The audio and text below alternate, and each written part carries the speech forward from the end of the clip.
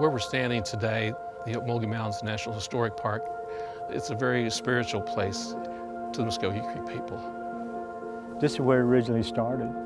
It's our history, it's who we are. And so the fire that's in your heart is also the fire that's here. So the Macon Plateau, where the Ocmulgee Mounds Park sits and the city of Macon sits, has been continuously inhabited by humans for 17,000 years. One of the most interesting of those millennia involves the Mississippian mound builders that are now referred to as the Muscogee Creek. They built these mounds by hand without the benefit of the wheel for all different purposes. There were ceremonial mounds, there were domiciliary mounds, there were funeral mounds, and the mounds are the best example anywhere in the southeastern United States of mound building culture.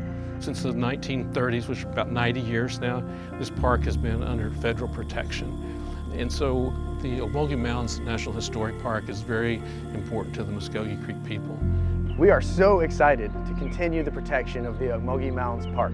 This is a park that was expanded in 2019 from just 700 acres to more than 3,000 acres. It quadrupled in size. And the National Park Service has $2.8 million in Land and Water Conservation Fund funding to help fill in the expanded boundary of the park.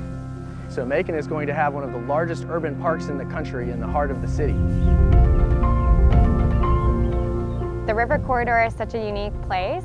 There's a cultural component, a historical component, economic benefit for outdoor recreation.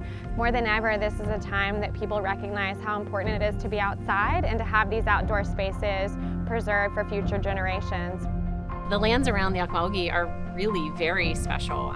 There's a mosaic of just really important habitats that have species that are really found no place else. And so anything that can keep those lands from being fragmented and developed are going to be really important. One of the main purposes of the boundary expansion was to return the Lamar Mounds to the main park unit. The Lamar Mounds are two of the most important and culturally significant mounds anywhere in North America, and are completely surrounded by private land, so there's no public access or opportunity for the public to go and view them. So the entire Ocmulgee partnership is excited about the boundary expansion, is excited about this year's LWCF funding and future years of LWCF funding.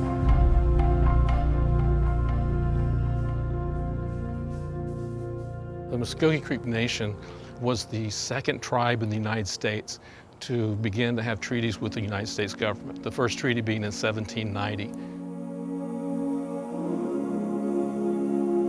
However, those were forced removal treaties. So in addition to having to give up land that we had in these areas, we also had to leave this area. And so the Muscogee Creek people, including my own ancestors on both sides of my family, were forced to walk, in some cases, almost 1,000 miles to present-day Oklahoma, where we reside now, where we have a reservation. And so we know the tragedies that we faced then. We try to use that now as a strength so that we can be resilient people as we face issues in the future.